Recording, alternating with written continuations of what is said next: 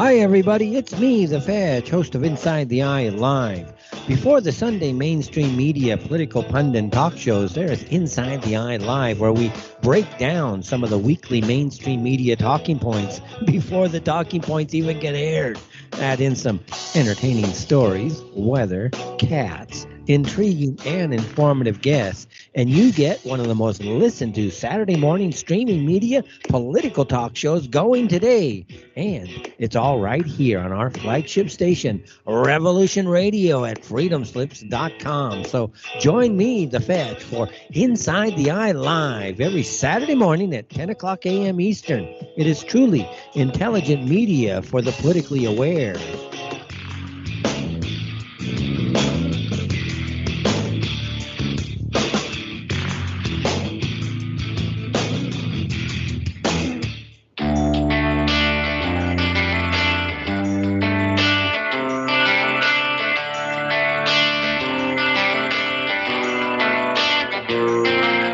This is Thomas, a.k.a. a Mad Painter. I'd like you to join me Monday nights, 10 p.m. Eastern Standard Time for Open Canvas. Don't forget to bring an open mind. Yes, folks, that's right. Bring an open mind to an open canvas. Again, that is Monday nights, 10 p.m. Eastern. UFOs to government corruption. This is Revolution Radio, freedomslips.com. You don't need to expect us. We're already here.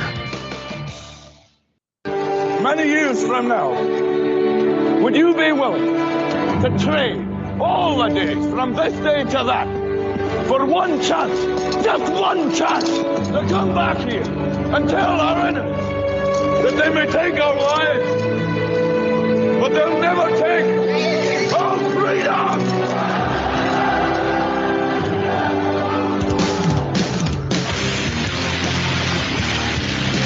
The future is uncertain. I know this. Death is inevitable. I know this. But one thing is certain, as free men, it is our right to live unencumbered and in peace. And those times are quickly drawing to an end. And in these times, peace is certainly an illusion. And as the chains grow tighter, our ability to slip those chains increase incrementally with every passing moment. Inaction is no longer an option.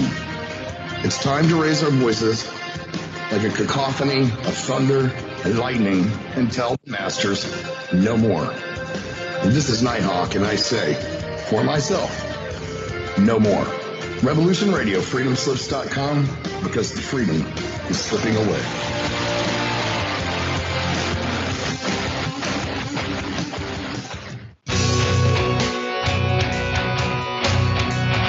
All right, thanks for listening while we took that short break here at Revolution Radio, freedomslips.com. And now we're going to get back to your host.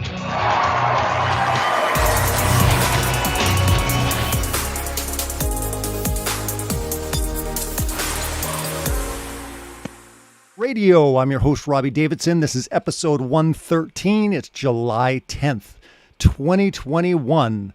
2021, what a crazy year. We thought 2020 was nuts. It's getting even crazier. It's getting crazier every single day. Welcome back, everyone. We had an amazing show last week with Patricia Steer. People have been just loving that show, the dialogue we're having, and hopefully we're going to get into some great dialogue tonight with our special guest. Before we get into that, I just wanted to mention for everyone, we are down to the last 90 signed and autographed books. Sorry, that's the numbered and autographed Scientism Exposed book.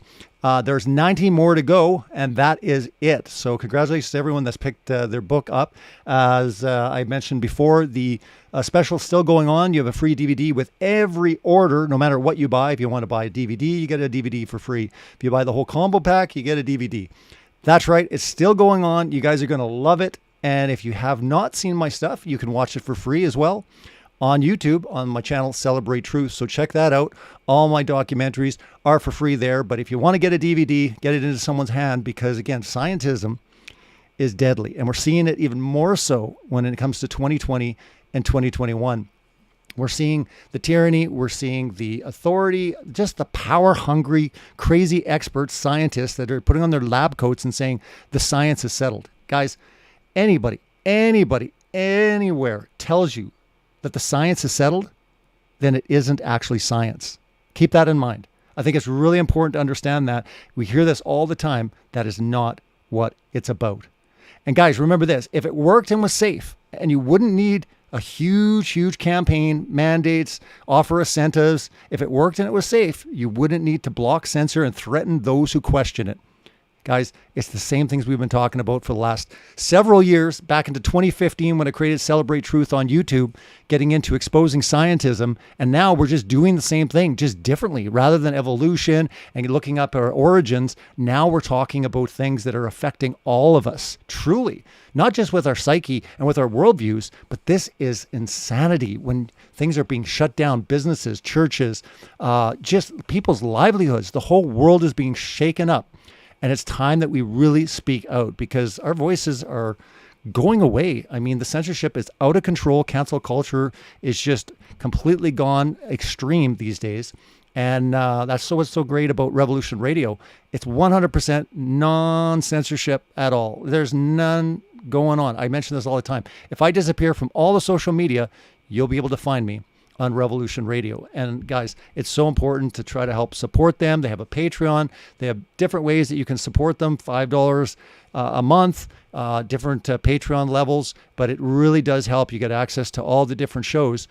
But I say all the time, if I disappear from Facebook, YouTube, Twitter, the list goes on, there's one that will actually remain. And that's where you're going to be able to find all my shows. Because I think it's a matter of time, guys. I really do. Like, it kind of goes in waves, but I've already got, I got a slap on the wrist. I got striked for going against the World Health Organization.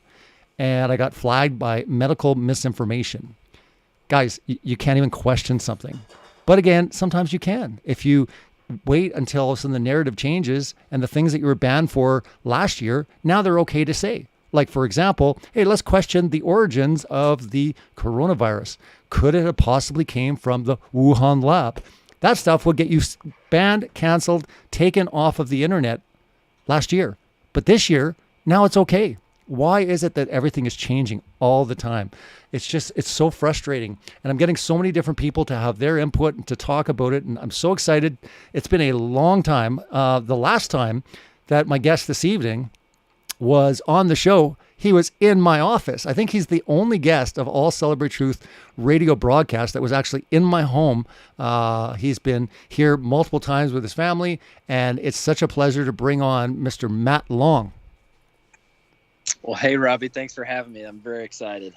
Matt, it's been a long time, and I mentioned before the show that so much has changed since you were last on the broadcast.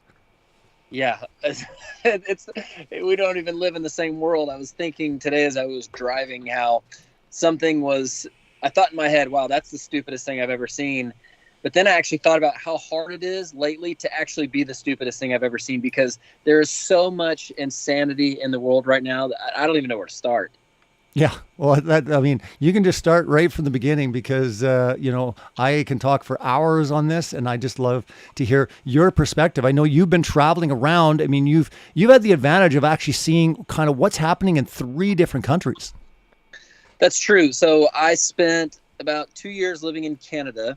So it is near and dear to my heart. But I have noticed now that I'm in the United States how a lot of people in the U.S. simply, what happens in Canada doesn't really occur to them. And that was my experience when I first went up there. I was like, I don't know a whole lot about Canada. It's like the United States doesn't focus too much north. They're really a self-centered country, thinking mostly about themselves. And my wife, who is full-blown Canadian, she does a good job of keeping me up to date on what's happening up there with just the huge push towards communism, socialism. And I had a relative who fled from Romania when they were going communist, or after they'd gone communist. Mm-hmm. And she talks about just all the parallels about, first they get rid of free speech, then they stop letting you leave the country. And then they start, like they're doing now, this cancel culture where they're trying to erase history. My goodness, it is the socialist playbook. And you're right. I've been in Canada, I've been in the United States, I've been in Mexico, and I was talking to you before the show about how it's unbelievable how we were in the middle of rural Mexico. We took a 20-hour drive from Texas to the Pacific coast, and right dead smack in the middle where there was nothing but sand around us, they were not letting us into this tiny little convenience store if we wouldn't put on a mask. And I was blown away. Yeah, that's quite something, especially in rural Mexico. Yeah. It's like, no, we're not letting you in the store, without a mask. It's interesting too. We were just actually out real quick with the family, and here now there's like no mandates. It's gone. I keep joking around, but I'm so thankful that the government, gives us these beautiful things where they're going to allow us to have summer. You know what I mean? Like they'll have these articles. We are so blessed to have our government that gives us things like summer. I know. And it's amazing. It's totally amazing. I know. I'm just so thankful. It's like, thank you for giving me one season of the year, government. I really appreciate that. Everyone's like, oh, well, maybe it's gone for good. I'm like, guys, it's not gone by a long shot. I mean, I don't know if you've been watching the news with all the different variants now they're talking about with like Delta and Lambda, I guess is the next big one. They're really concerned about Lambda. So I had heard about Delta, but you informed me about Lambda, and I tell you, Lambda sounds like a booger. I'm not sure what we're going to do about Lambda. Yeah, I'm not sure what we're going to do about Lambda. It just seems very, very interesting how, like you said, this playbook. And I guess to me, that's the concerning part here. And I think you nailed it there when you talked about, you said socialist, communism. But again, we're talking like communist, Marxist. If you look at Karl Marx and you start looking at the playbook, you're right, 100%. This is 100% right down the playbook. And what's so frightening is this is like worldwide. Like a lot of times people say, okay, like if you're going to leave your country, where do you go? Like it might be fine right now, right? Like everyone's like, oh, it's great here now in Texas and Florida and all. But the question is, what will it be like in 6 months from now? Especially if there's something more deadly surfacing around. Like, I think they understand that the population have their breaking points. And they can only go so long where they got to give hope and that light at the end of the tunnel. But the question is, right now, I guess in Europe and Russia, and, I was talking to a good friend in Russia, and she said she went to the cafe and restaurant with a mask and they would not let her in. They said she needed a QR code. All right. She needed to be vaccinated. So they won't even let someone in with a mask in Russia. She said it's even worse. She said by August 14th, it will be public transit as well. So right now you can get on public transit and this was Moscow to be precise. This is not all of Russia. This is specifically Moscow. But she said by August 14th, you're going to need to have a QR code to do public transit. Masks won't suffice. That's unbelievable. You're right there. There is not many places to go. I feel like being in Texas is a good spot in the United States. There might be some good spots there in Canada, but you're right. This is a worldwide. I'm not going to use the word pandemic, but it is a worldwide takeover, and there's hardly a place to go. You might be able to find a place that can buy you some time, sure. But it sure seems like they're coming for everybody. It seems like that. It really does. And let's zero in on Texas, for example. But overall, would you not say though that what's alarming is most of the cities are going blue, or they already are blue, are they not? Yes, yeah. When you take the top 25 cities in the United States, I want to say that 22-ish are blue, and by blue means Democrat. Sure. Democrat-run cities. Yeah. So you have a large amount of the larger populous cities. Just the liberals love COVID, and it seems to me that the only thing they like more than COVID is communism. And that's the thing that's scary. It's not even Republican, and we're going to get into some politics later, but it's not even, I tell people all the time, it's not even about Republican, Democrat. It's literally about communist, Marxist versus Republicans or conservatives, right? Like to me, the whole thing has changed now. It's not even like you got these two-party system things going on. You've got like complete evil, if people really understand the depths of communist and Marxist ideologies, you're talking about night and day here. You're not even talking. I would say that the average moderate Democrat is probably going to be horrified. If they're not already, they're going to be horrified in the next year to 2 years going, oh dear, what have we done? Right? Like we did not elect this. We did not want this. We wanted, liberal views. We wanted this, but we did not want straight up communist Marxist ideologies taking over America. Yes, you're 100% right. And that communist agenda goes across the aisle from Democrat to Republican, and you really have to look hard to find people that we consider on our side. Sure. Yeah. I think of Derek Sloan up in Canada. Uh-huh. He's about the only guy I can think of up there. Yeah. He did speaking of Derek Sloan, I think it was him that he did that piece when my former pastor and church that we used to attend, Grace Life Church, the one that was he is actually the first pastor in the Western world to be arrested for having church. So like he goes down in history, which is interesting too, because we're going to be, now it's fully open. We're going to be attending there, and we haven't been there in years and years, but Derek Sloan actually did a piece. I think he interviewed, I think it was James before, or it was maybe after he got out of prison, but he was in prison for like 34 days. And like I said, out of all provinces in Canada, Alberta now has, this to basically be excited about. They've arrested 3 pastors. Congratulations, Alberta. And arrested them and actually put them in jail. That's just so insane. I was mentioning to you before that the interesting thing about the third one, because there was Pastor James, there was Arthur in Calgary, and then there was Tim. But like Tim, he got arrested and they let him out. Then he did an underground church, kind of like what Grace Life was doing. They were doing underground church, undisclosed location. He did an underground church, and there was a police helicopter that caught them on some farm or acreage. And in jail he goes again, like by police helicopter, dude, in Canada. Unbelievable. I've often fantasized that at some point I will be being chased by a police helicopter running through the woods. I know. In black. It's like those end time movies or something. You're just like, oh, the end times are going to be chasing us down and we're going to be hiding. And, you hear these stories like in China and stuff, like the underground church. And it's like, guys, the underground church is now here in the Western world. I mean, that alone should be, something that really alarms a lot of people.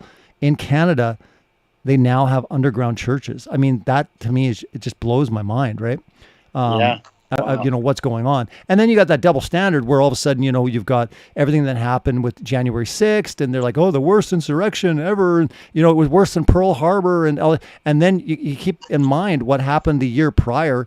And I don't know, but from my count with BLM and Antifa, I mean, so much destruction, so many people murdered, so much looting and everything. And it was like not a peep from the media. It was like advance the agenda, advance the agenda. Yeah, that's the peaceful protest joke. Yeah. The best is the footage. I forget. I don't know if it was CNN or something like that, where in the background you see a bunch of like rioters. Everything's burning, and they're like, "Yeah, mainly peaceful here." Like they're doing the broadcast, and it's like, and that's the thing. We talked about this for so long that people don't even believe their eyes anymore, because if they're telling them like, no, black is white, white is black. Okay, I think it's really, really shocking that we're at a point now where, right now in Canada, if what they're doing, they didn't have the Emergency Act, put in place, it would be illegal. What they're doing right now with the vaccinations and all that kind of stuff, it's unbelievable to me that like through experimental procedures, they're almost bribing people with lotteries. I've never seen anything like it. No one's ever seen anything like it. We are definitely in the last days. If we didn't think we were before, we are now. And I would have thought that this would not have surprised me or you, people in the truther community that have their ear to the ground and have been saying something like this is coming. Yet, oh wow, it even caught us by surprise. Yes. Yeah, 100%. That's definitely true. And I think the way it happened, I don't think anyone, and I know because you can go back on YouTube, no one predicted this. Like, it's funny, of all the theories of how they were going to quote unquote take over the world and stuff, there's like nobody on record that was like, this is the way they were going to do it. And it's like, to me, it's unbelievable how quickly they did it. Yeah, how many of us were talking about a fake alien invasion, right? Yeah.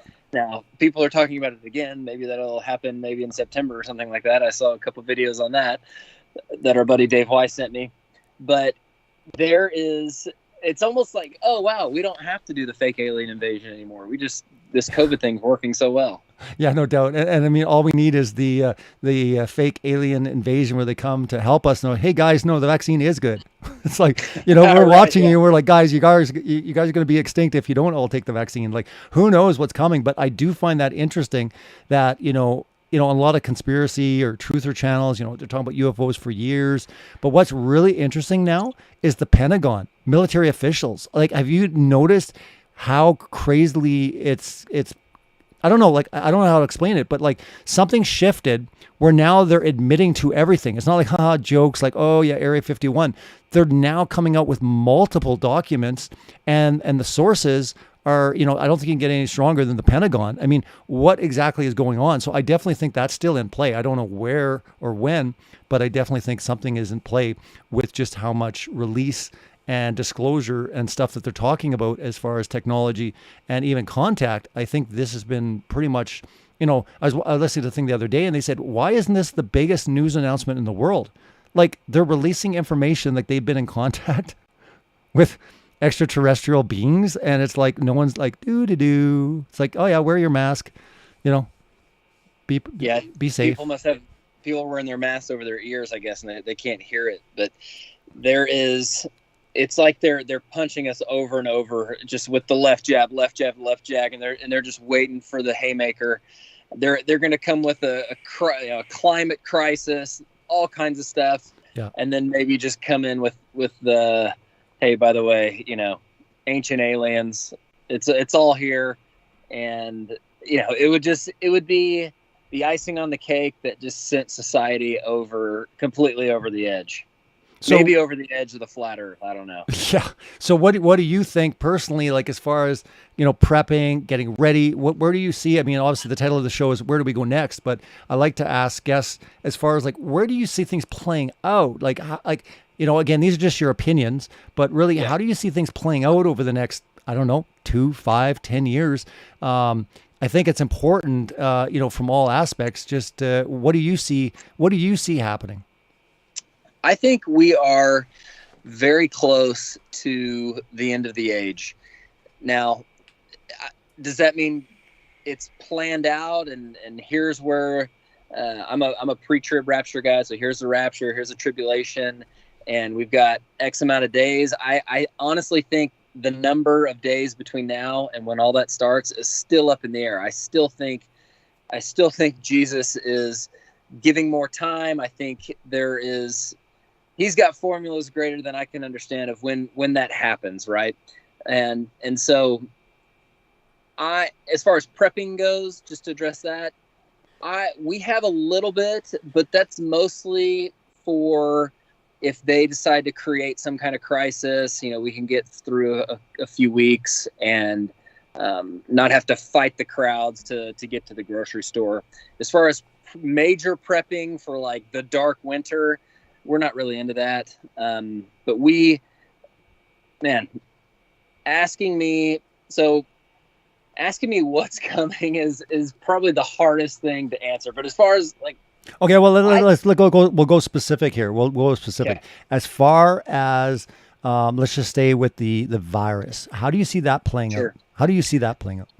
I think they're going to milk the virus as long as they possibly can. And as long as people are still caving to the rules and still listening to the new guidelines and mandates, they're going to keep using that. They're going to keep dangling a carrot in front of us of, hey, we're almost through this thing, and then they're going to yank it back, and the softies that are living in this world right now are just going to eat it up.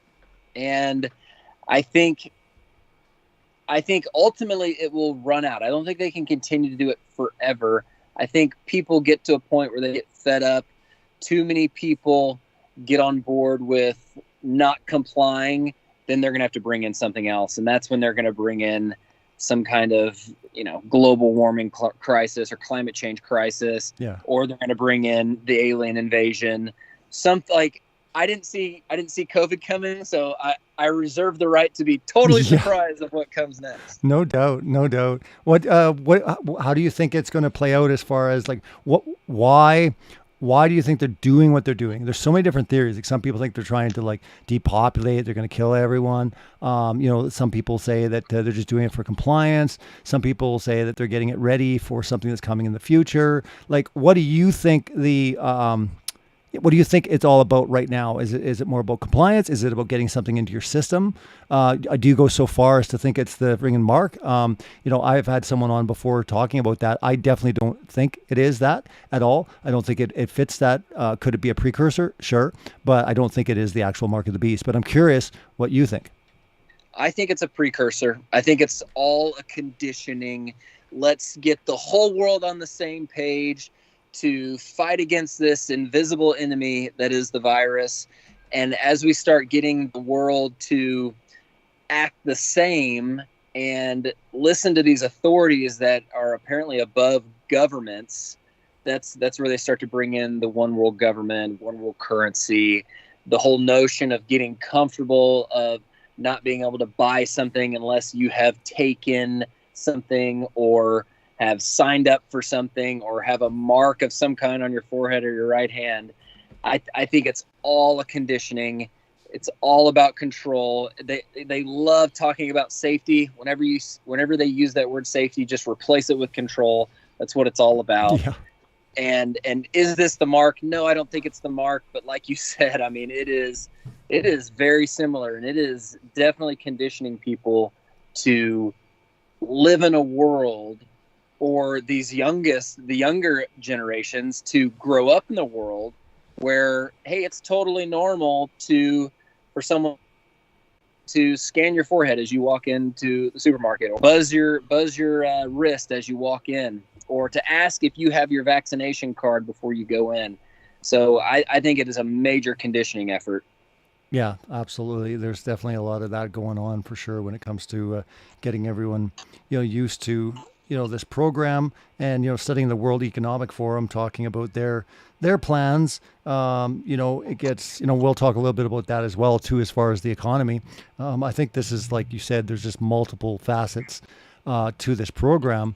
And like I said, I never saw it coming so fast.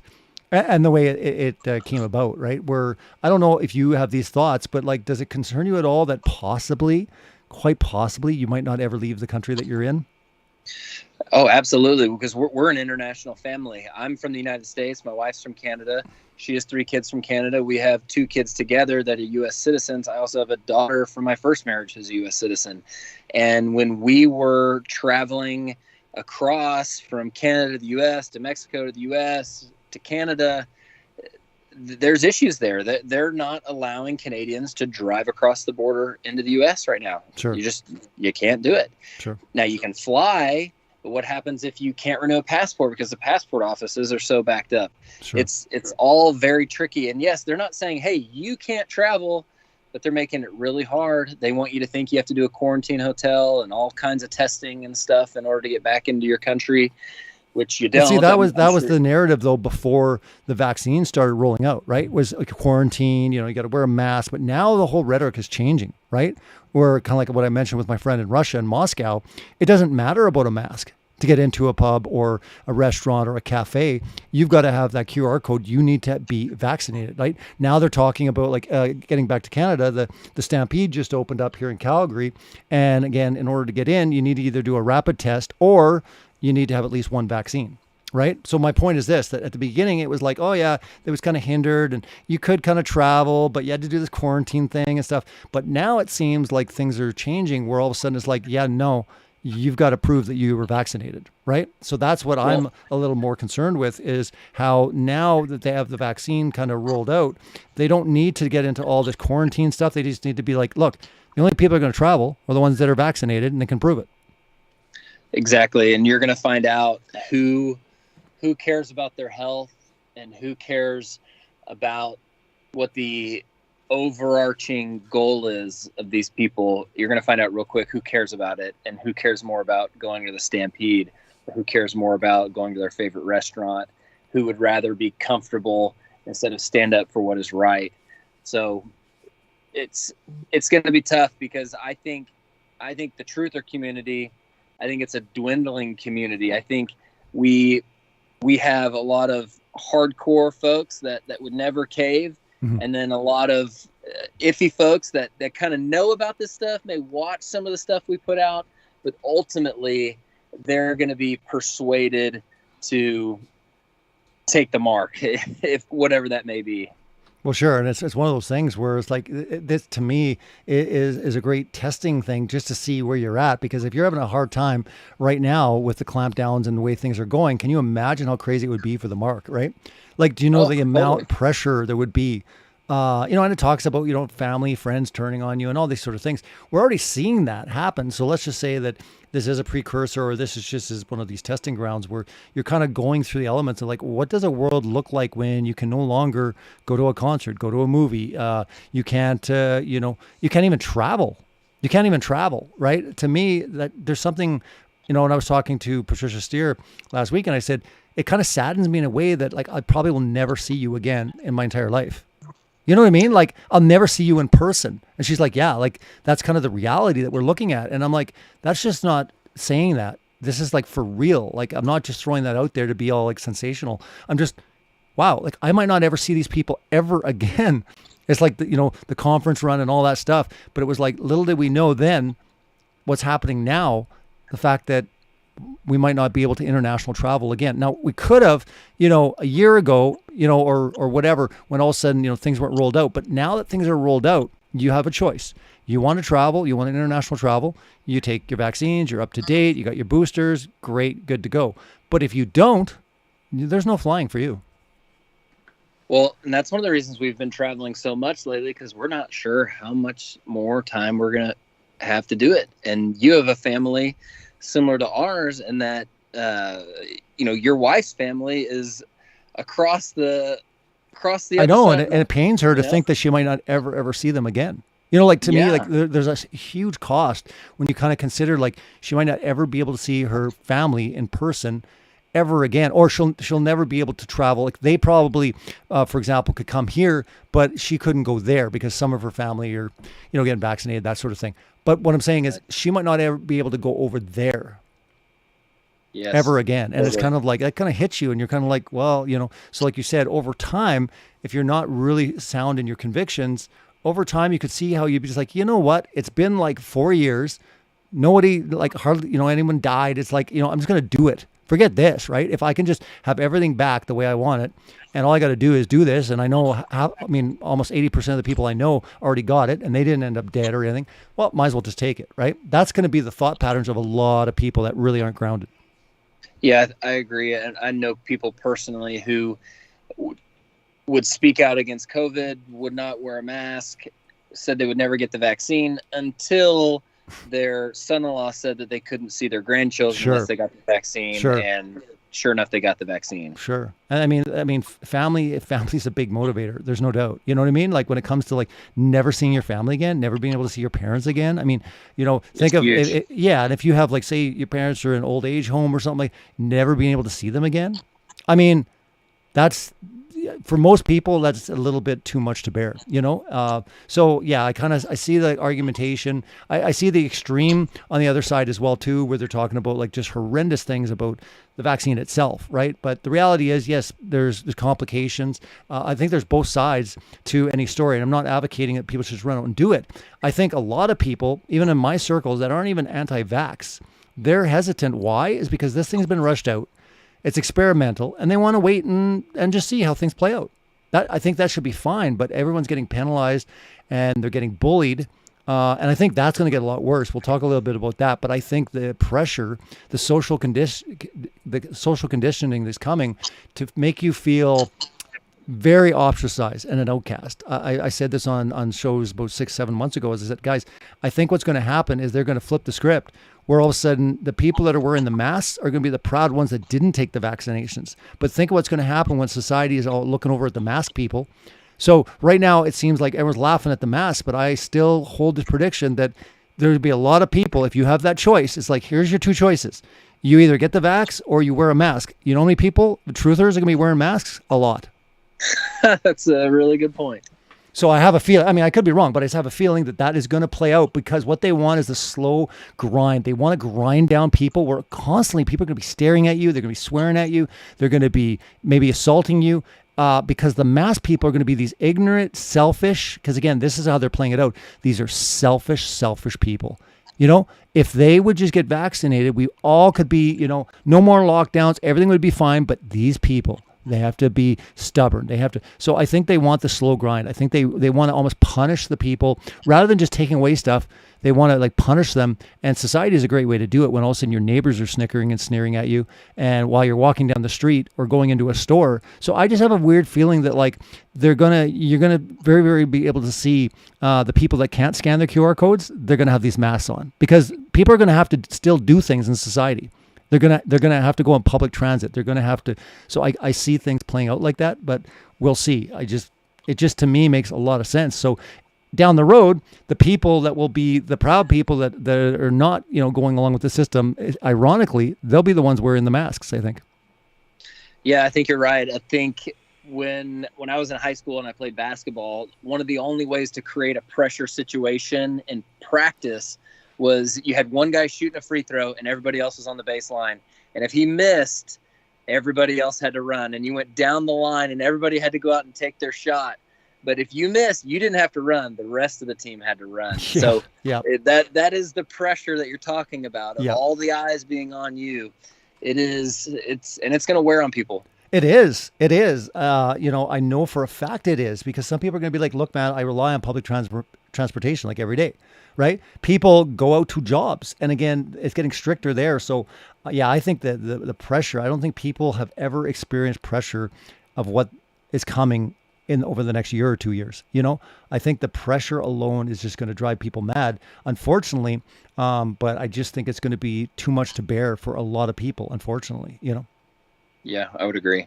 It's crazy times, and just this relentless, you look around and you're kind of like, well, wait a minute, but there has to be hope. There has to be, a light at the end of the tunnel. I look at it this way. I personally believe, let's just talk about America here. I believe America has been taken over. I mean, they have all three branches of the government. I look at it like they have been taken over. The question is, can it be taken back? So it's not like, we have to prevent them from taking over America. I look at it like they already have on a federal level, right? You got the good states standing up, and I think, you got that whole scenario there. But as far as federally, I think it has been taken over. I don't know what you think on that, but that's my view when it comes to America. I look at it like federally, it has been taken over. Absolutely. The fact that Joe Biden is the president right now is a sure sign that it has. Yeah. The fact that when Trump was in, he had so few people on his side, it seemed like every day someone else was coming out against him or trying to make him look bad or trying to leave him in a lurch. And it's a sad thing. And it's because there's been so much laziness on the part of people who actually care and who actually think the way that you and I do. We've allowed these people to come in. Now, it's an evil plan, right? And a lot of people have come in under in disguise, right? And have really just, like you said, taken over in the dark of night, and now they're just flaunting what they're doing out in the day because there's so many of them. Yeah, absolutely. And it seems to me like, while we're talking, mainly about this quote unquote pandemic and all the stuff around that, then you've got the issue of just turning everyone's hatred. I mean, we can get into critical race theory. We can talk about the destruction of just America. Now, I mean, I read something today that they're talking about how I think it was a BLM chapter came out and said that anyone flying the American flag is considered, a public enemy. They're racist. Obviously we can't have this. And I'm thinking to myself, like, how crazy of a world is it when all of a sudden the media and the mainstream are all advocating it being bad for flying the American flag? Like, how crazy of a world do we live in, right? And I'm seeing the same thing happen in Canada. I was wondering, I was scratching my head. I'm like, wait a minute. Like, you have all this BLM, you've got all this Antifa stuff happening in the States. You got all this destruction of the history, taking down statues. They're really, and we know this, with communists and Marxists, one of the big things is you have to take down the whole foundation, right? You got to take down what, everything that it was and build it up again. So I'm like, well, wait a minute. What's going on with Canada? Like, Canada, it seems like they're pretty scot-free, but then all of a sudden, all this news starts coming out, with all these children that they've been finding that were dead and tortured and experimented on and raging. And it seems to me like the Aboriginals are becoming like the Black Lives Matter in Canada. Now they're burning churches. Now they're advocating that people don't celebrate Canada Day, sing the national anthem. And it seems to me like, wait a minute, here we go again. Now they're doing the same playbook in this country. And, start looking around, you see Europe and you see other countries where it's like the same playbook. This thing is just unbelievable to me how people cannot see. Guys, do you understand that it's not about like, oh, this country's racist and evil? Wait a minute. How racist is it when they elected a black president twice? You know what I mean? Like, doesn't even make any logical sense, right? How is it that it's so evil that almost everyone in the world wants to immigrate to America, right? How could it be the most evil country in the world, right? But yet people play into this and they buy this. And to me, it's just so destructive when you start taking out patriotism. You start basically saying that people shouldn't honor, respect or even, come alongside or be proud of their country. Like, to me, it's very, very striking how they're taking down the Western world. And this is part of their plan all along. Yeah. I mean, America's so accepting they elected a foreigner twice, right? There is, because I don't know if you've read Animal Farm lately, but it's like a 2-hour listen on fast mode, right? And it's like we're following that to the T, where they had their rules and then they go and they change their rules, and the animals are too dumb to remember what the rules actually said before. And this is exactly what's happening. They're trying to erase the history, and if they're successful, we're going to have a generation that grows up that never knew the world that we know right now. It's true. So we have to yell it from the rooftops. We have to. Is there anything more important than to out this stuff? I'm not sure there is. No, especially when we're at situation critical. In my mind, just where things are at. You're right. Our children are going to not even have a clue what the world was like beforehand. It's sad to think that all they're going to know is plexiglass and masks and vaccinations, and it's just like.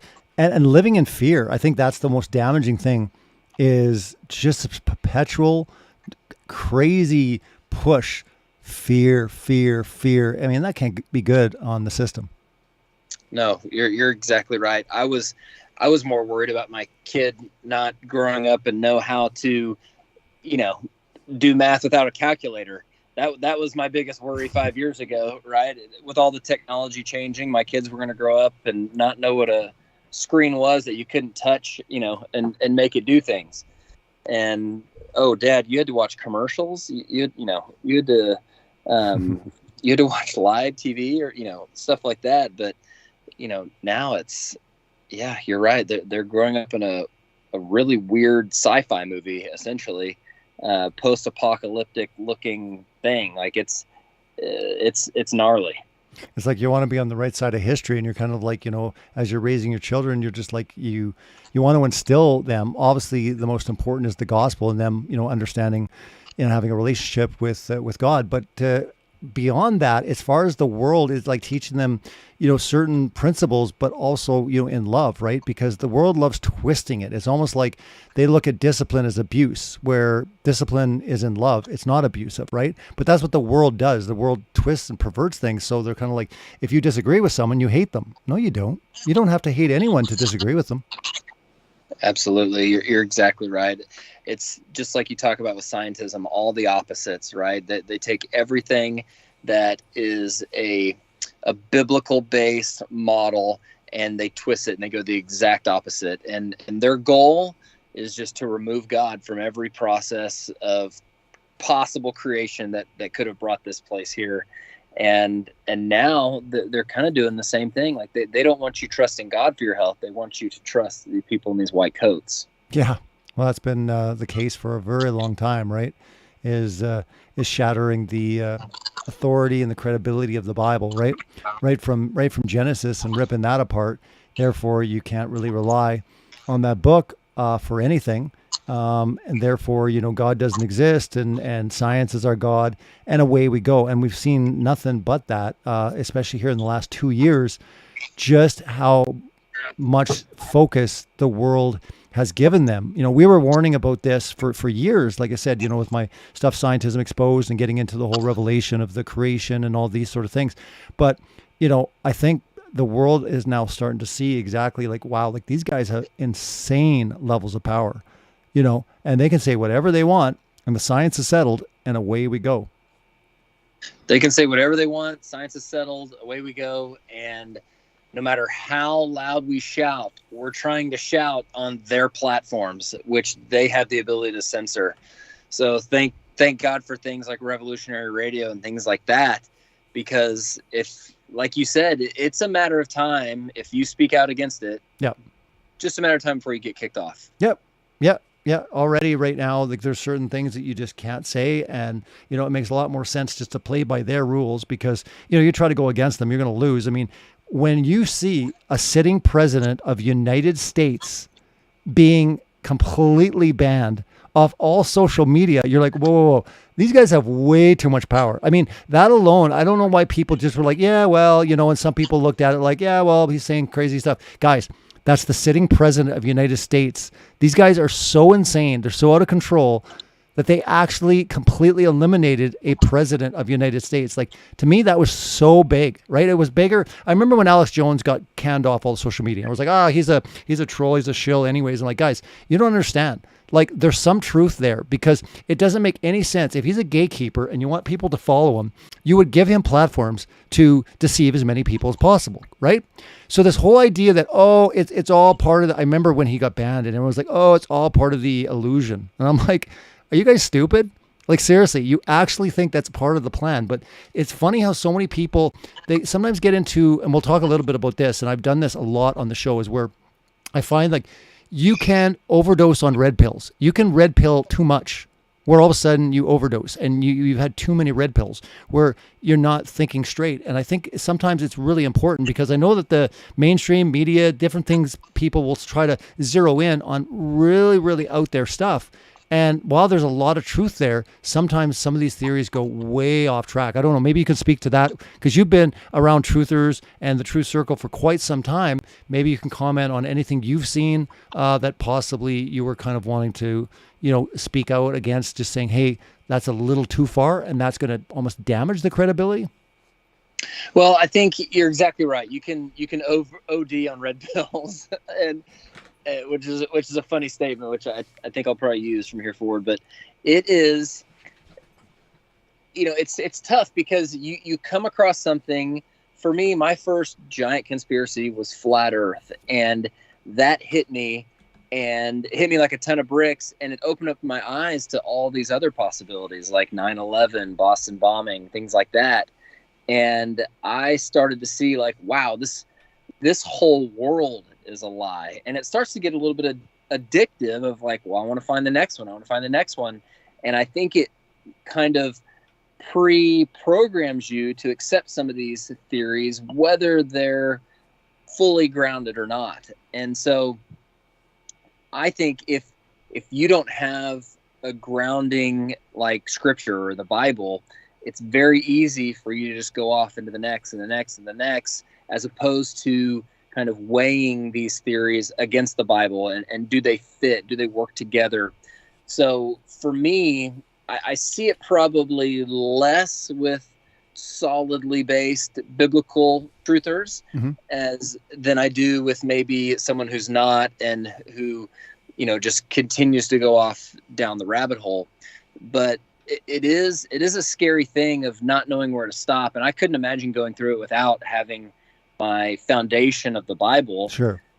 Because you wouldn't know where to stop. And we've met a lot of truthers, and there's a lot of quirky ones out there who you can tell never stopped, right? And so that's my evaluation, and it really hurts them in reality, because you still have to go out there and function as a human. You still have to go reach people. You still have to forge relationships with people.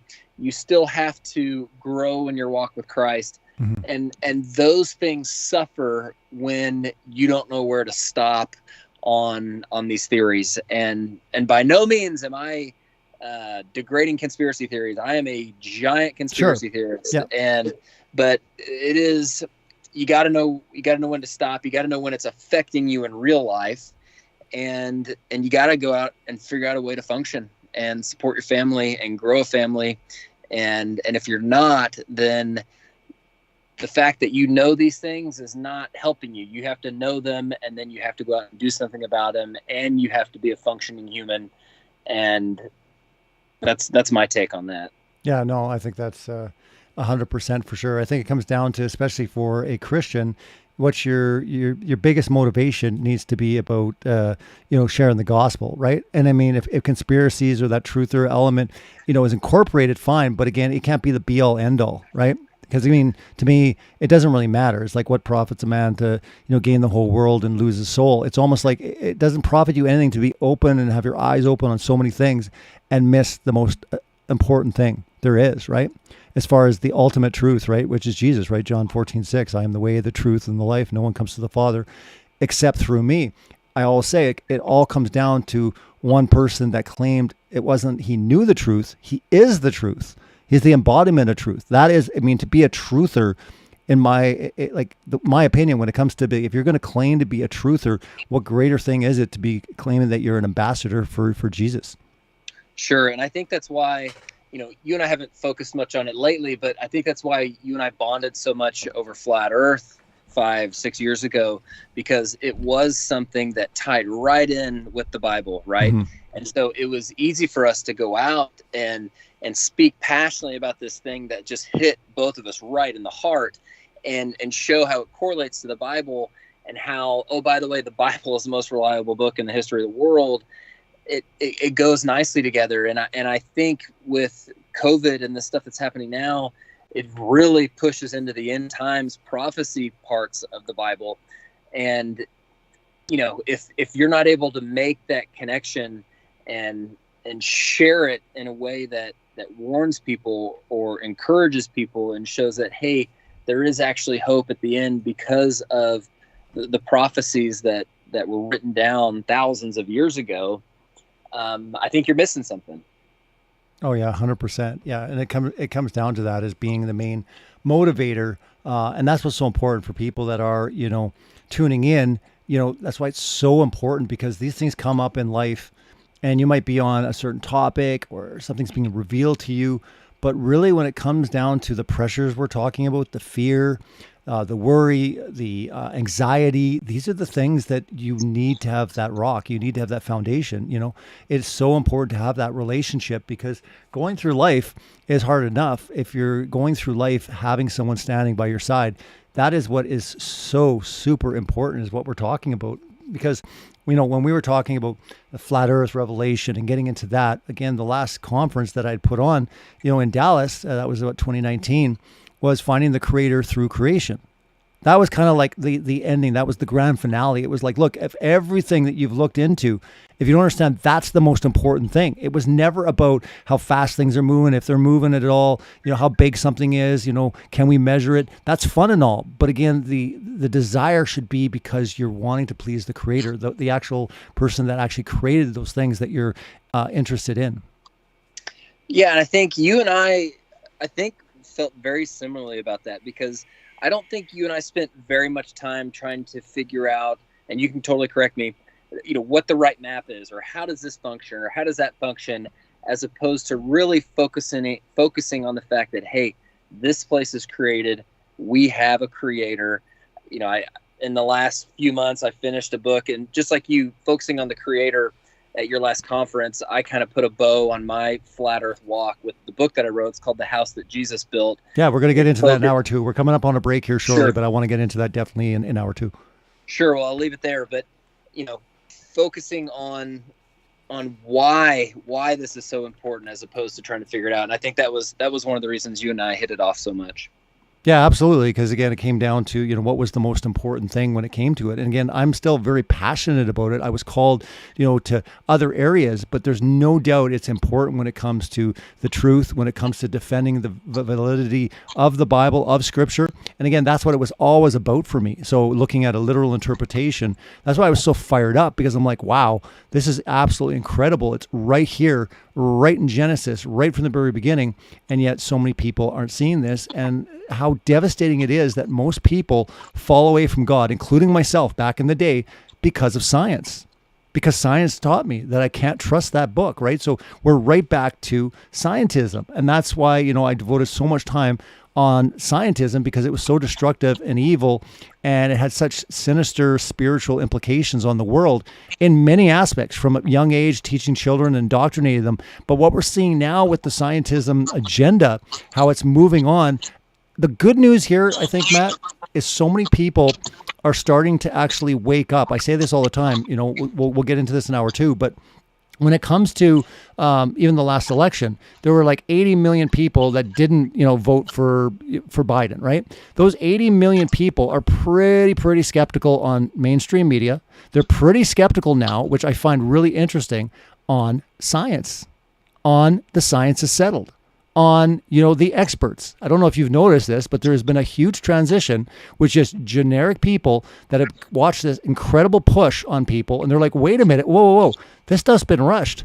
How are you saying the science is settled? Science is a continual process. So that to me is really good news when you start to see a lot of people wake up. And again, if they wake up and it leads them to other areas, getting into, revealing the creator, awesome. But again, there are people, more people than we are even aware of, that are waking up.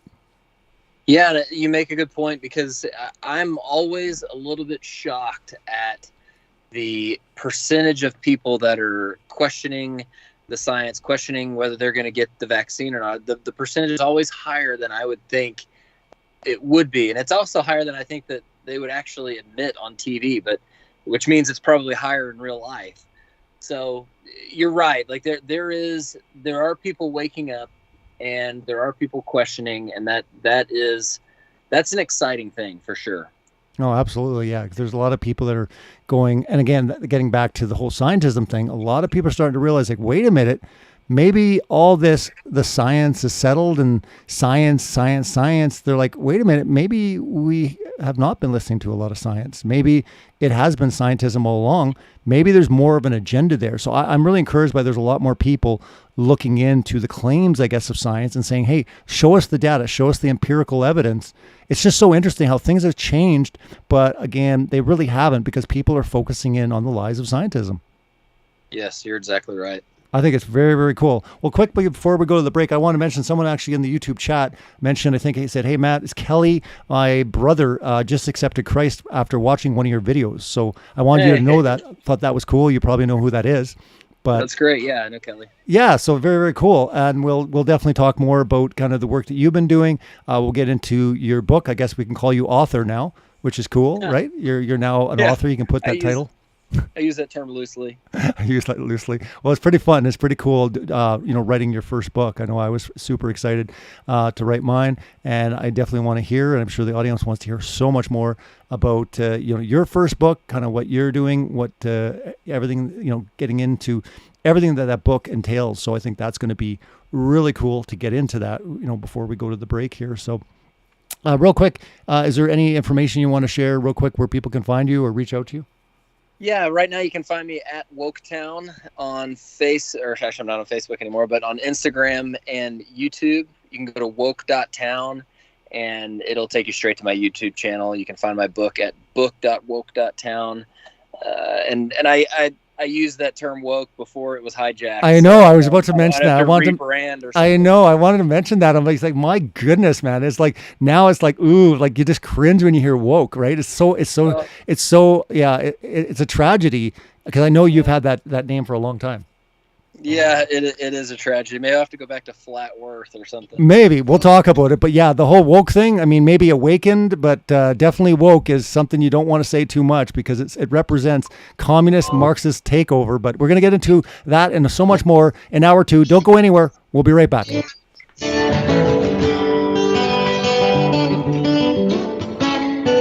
Listen to Revolution Radio at freedomslips.com. We'll be right back after this message.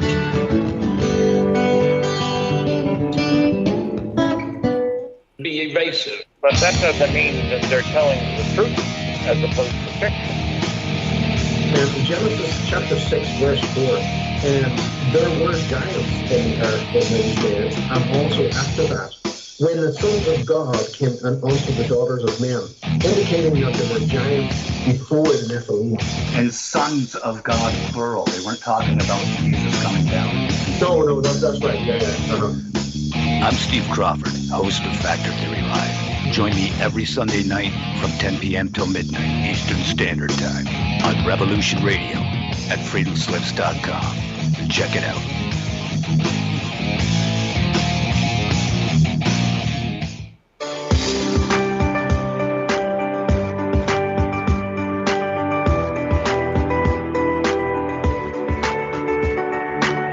Transcending time and space, let us take you to the place inside your mind where thoughts divide and mysteries unwind. Join us every Monday evening right here on Revolution Radio at freedomslips.com from 8 to 10 p.m. Eastern Time. And you will catch the Fenton Perspective with our great host, Lorian Fenton.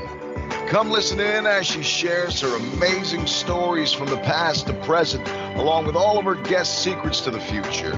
That's the Fenton Perspective every Monday evening right here from 8 to 10 p.m. Eastern Time, only on Revolution Radio. Oh, and you don't need to expect us. We're already here.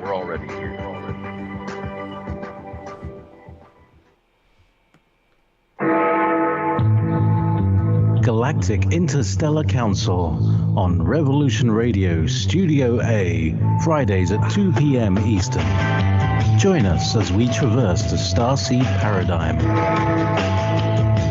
as expressed in the time-space continuum that we know as the divine expression of love and light. Integrating this conscious unity into the galactic paradigm. So welcome all, both terrestrial beings and galactic beings as one. So be it. You're listening to Revolution Radio.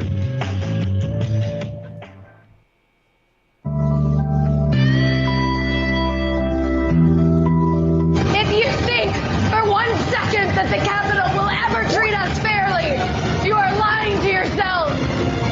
Because we know who they are and what they do. This is what they do, and we must fight back.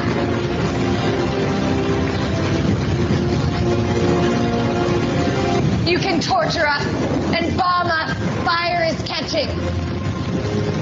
And if we burn, you burn with us. Good evening.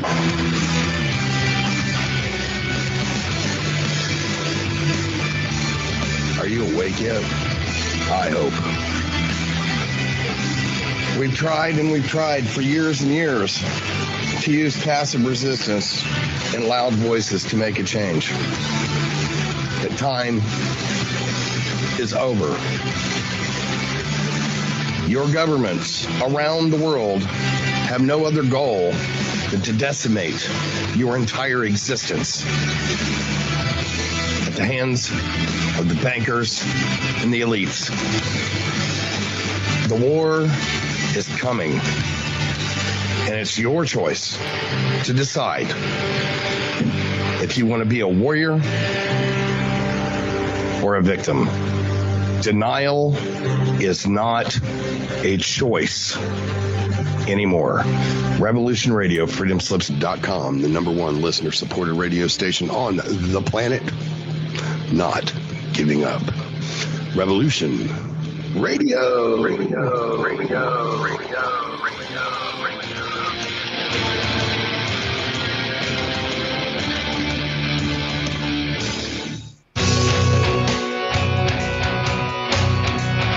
All right. Thanks for listening while we took that short break here at Revolution Radio, freedomslips.com. And now we're going to get back to your host. Welcome back to Celebrate Truth Radio. I'm your host, Robbie Davidson. My special guest this evening is Matt Long. We've been discussing all sorts of insanity that's going on in the world, but we're going to, in hour 2, get a little bit more grounded, definitely in the Word, and we're going to talk more about his first book, The House That Jesus Built, The Biblical Shape of the Earth. This was put out February of 2021, Matt, correct? That's correct. That is awesome. I'm going to put it up for YouTube so people are aware. You can get it on Amazon. Is that correct? Yes, on Amazon. Awesome. Well, tell us a little bit about the book. Right. So a few things about the book. One, if anyone has ever watched my channel, they know I'm a short video guy. A 7-minute video would be like a full-length feature film for me. So I'm nowhere in the Robbie Davidson realm of being able to do those huge documentaries. I'm jealous, and I'm amazed at the things that you put out. I know the work that goes into 2.5 minutes for me, so I can't imagine an hour to hour and a half long feature film. But for me, trying to come up with a book after doing hundreds of short videos was tough. And the joke is the book is only 90 pages, right? And had it been just 9 pages longer, I could have got my name on the spine of it. So it's not even thick enough to have my name on the spine. So maybe my next book I'll be able to make it a little bit longer. But I wanted it short on purpose because I wanted it to be a book that someone could read in a night and then go hand it to someone, and someone else would likely read it because it was so short. Hopefully maybe a pastor or something like that. Someone go throw it on their pastor's desk, because I know pastors, they get handed stuff a lot, and they don't always have the time to get to it. But I was hoping something smaller would be a little bit easier to break off. But the book in general is flat earth according to me. And I spend the first few chapters, I actually don't even mention flat earth until about chapter 4, which was on purpose because I know that a lot of people have an adverse reaction when they see that word or read that word, and there's a lot of. We should maybe preface this because there's lots of people that are listening in, and like I said, I haven't really done too many shows on this topic. But just for the record, you don't believe that we're on a spinning ball flying through space? Yeah, that's correct. I don't believe in a solar system. I believe in an Earth system. I believe that we're in an enclosed system where Earth is all there is, that the sun, moon, and stars are smaller, closer, located in our system, that we're not moving, and that all of that is fully grounded in the Bible as well as any experimentation you would like to do. And what that means is you can't trust anything that comes from your government and NASA, just like all the other topics on this show. So I don't think it's that much of a stretch. And what the book goes into is why it's okay to believe in conspiracies, and why it's okay to believe that the Earth is not what they tell you, why it's okay to believe that it's actually not moving, why it's okay to believe that there is no curvature. And then I go into the areas of the Bible that speak about it, the verses of the Bible that talk about it. And then I end in the book with a chapter on the reliability of the Bible, of why I trust what the Bible says. And it's something that I back up with numbers. And it's because something that's near and dear to my heart, and you as well, is the fact that when I was in my 20s, it was the spinning ball, heliocentric, scientific, quote unquote, model that kept me from believing the Bible. Because if you believe in that model, if you believe in that solar system, the Big Bang, where nothing exploded and created everything, if you believe that, well, reading page 1 of Genesis sure makes it look like a fairy tale. It makes it look like something remedial. It makes it look stupid. It makes it look like something that couldn't happen. Because when you read those science books about the heliocentric model, they tell you how all this stuff got here without God. They tell you how this entire thing was created without an all-loving creator, and they do that on purpose. And they tell you that it's facts. They don't even tell you that it's theory. They tell you that it's facts. They tell you that it's laws. And it's those things that when I read Genesis 1, when I read page 1, it sounded dumb. So why would I read page 2? It was the heliocentric Big Bang model that kept me from going any further. And luckily for me, I gradually made my way back. I started finding out things like evolution was false, things like that. Eventually I found Celebrate Truth, places like that, found people like Rob Skiba, and started looking into things like the Nephilim. And that all eventually led me to my Flat Earth revelation back in 2015. And since then, I started doing YouTube channel. I spoke at a few of the conferences you put on, met my wife at one of those conferences, and eventually it all led to this book. And so this book is kind of all that tied up. It's not an all-inclusive mega masterpiece like Edward Henry has put together, but it is a short, concise, easy to read, glorified pamphlet, if you will, on why flat Earth is important and why it's okay to be someone who considers themselves smart and also believe that. Very cool. Did you always, like, at what point did you want to write a book? Like, was that going back some time? Like, for me, it was years and years ago. I had no idea what I would write a book on, but part of me was like, at some point in my life, I want to write a book. I don't know what it was like for you. Sure. I think the notion or the idea of having enough to say about a topic to be able to put it in that form, I think is great. And I think it's an important thing for someone to accomplish. And as you know, writing it is not the hard part. It's editing it and getting it out. Like, that's the hard part. My goodness. Yeah. You and I had plenty to say. And so what I did was went back to a lot of the speeches that I had done at the Flat Earth International Conference, places like Skyfall, Question Everything, places like that, and put it all together, did a lot of new material as well, and put it all in one place. And now I have this tangible thing where before, when I go to conferences and speak, people would want something to take away with them. I didn't have anything to give them. Yes, now yeah. I have something to give them, and I love giving them away because it's what I believe. And so if someone wants to have a conversation with me about something and argue about something, and it's someone that I'm close with, I can say, look, here's everything I believe, from the shape of this place to how it got here to how I believe you can take the Bible literally in all these cases, to why the Bible is the most historically accurate book in the history of the world as far as antiquity goes. And it's so nice to be able to hand someone that and throw an autograph in there and give them a note on why I think they're special to me. It carries some weight. And Jessica, my wife, as you know, she's on Facebook and Instagram and always throwing out truth bombs. She's at Jessica Faith on Facebook, Jessica Faith Long on Facebook, and at Prairie Faith on Instagram. And she has this great Instagram where she has these beautiful pictures of our family, lures all these unsuspecting mothers in, and then truth bombs them on her stories, just like bam, bam, bam, bam.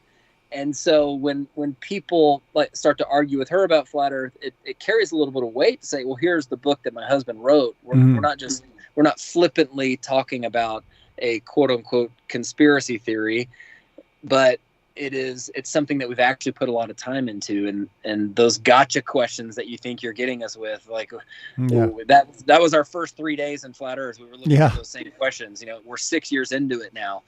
So they're always the same ones, nothing new. It's like, I remember going on to interviews like in the first few years, and I was like, oh man, I hope I don't get a question, I can't answer. And it was just like every single interview was like, oh, and then finally I got to a point, I'm like, there is nothing new. Like, right. Ask David Weiss and he'll tell you. I mean, he's literally got like a playlist where he's just like, oh, that one. He's like gonna have to do like a robot. I think we're gonna have to do like a Flat Earth Dave robot, so he can just do his shows where they just say it triggers a response, because they're just like, oh, whatever the thing is, clouds or whatever, and instantly he just basically plays that clip, because they're all the same. Like, there is nothing new. We should definitely have the technology by now to make a Flat Earth Dave robot. I think so. No one works harder in the Flat Earth community than Dave Weiss. No. And hands man, down. that guy's hands down. He's a machine. I'm like, dude, I'm like, how many interviews do you today? Oh, this week, I think I'm at about 17. I'm like, boy, you're slacking. 17, that's it? I mean, what? You did like 32 last week and you're only at 17 this week? He's like, dude, I got like 5 more to go. I'm like, he's insane. He's a machine. Yeah, he's got a great app, the Flat Earth Sun, Moon, and Zodiac Clock app, and he's about to unleash some really cool stuff in it. Mm-hmm. And his pitch for interviews is my favorite. He tells, especially after they say no, he tells them, well, I can guarantee you it'll be your most watched interview, and you'll ask me back before the end of the first hour. Yeah. No, he's definitely a machine. There's no doubt about it. He's definitely going strong for sure. When it comes to Dave's another guy that I met at one of the conferences you put on. Which conference was it? Was it the first Flat Earth International? Yeah, Raleigh. You called me up and said, "Hey, why aren't you signed up to come?" I remember that too. I'm like, "What the heck you mean you're thinking about?" You're like, "I don't know if I'm going to go." I'm like, "What do you mean you're not going to go?" Yes, and then I remember I signed up right after I got off the phone with you, and you said, "Well, guess you're coming." That was funny too, because right after I got off the phone, 5 minutes ago, all of a sudden, blink, it's like Matt Long or whatever. It just, it signed up or whatever. So I was just laughing. Why wasn't I coming? Exactly. So met Dave there, and then Dave and I do the podcast now, the Flat Earth podcast, and the joke is that it's the bi-yearly podcast because we're only getting out about 2 a year now. So That's right. Great podcast if people want to dive into the topic of flat Earth. Yeah, definitely. So, and then obviously with your book, you're obviously mainly dealing with, the biblical perspective, and then you get into kind of the validity of scripture to back up the claims, correct? Yeah. So it really is a book written to Christians. Now I put the reliability of the scriptures part in there for anyone who, you could be a non-Christian and find value in it. You could also be a Christian and gain confidence in your faith and the ability to, have an apologetics view of your faith and the ability to defend it. And so it really is, it's addressed to Christians about flat Earth, about how when the Bible and science, when they diverge, which is often, it's almost all the time, when the Bible and science diverge, you don't have to be scared of that. What that means is there's an agenda behind the science, and it's typically to remove God from the equation. It's almost always that. Yeah, sure. And so that doesn't need to be scary as a Christian. It just means you need to dig a little deeper, because every single time I've dug deeper, I've found a better explanation grounded in the Bible. And I know you've had the same experience. No, absolutely, for sure. And like I tell people all the time jokingly, because I've done Scientism Exposed 1, Scientism Exposed 2, but if I'm doing Scientism Exposed 3, it's definitely going to be about, everything that's going on, then wrap it up. But it's definitely, I've been toying with it for sure, just because the level of seriousness now that, was definitely huge back in 2015 to 2019. But to me, 2020 and 2021 have represented a whole new scale of not just that deception, but just the power and control that they have, right? And we all know that this stems from, very evil agenda. This is obviously, Satan's ploy as far as with the world, getting them to discredit, any type of authority, anything that's good, and get them to turn away from it. And, what's unfortunate I see a lot, especially in truther circles,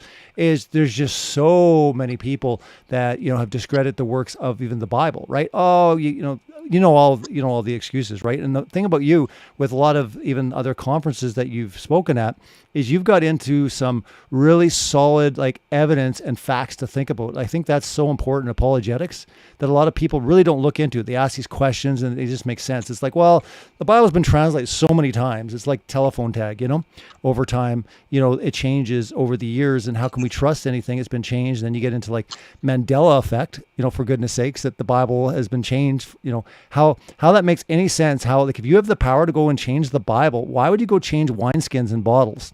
Why would you change these really ridiculous verses? Why wouldn't you get into the deity of Jesus? Why wouldn't you get into these type of salvational type verses?